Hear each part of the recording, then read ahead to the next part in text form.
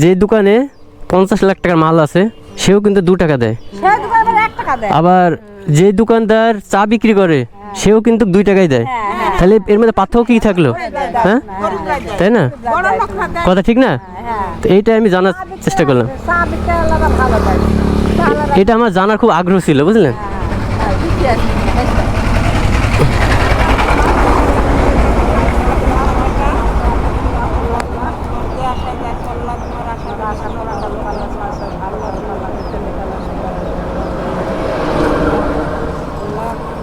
হুম, এটা হাইস্ট, এটা হাইস্ট নাই।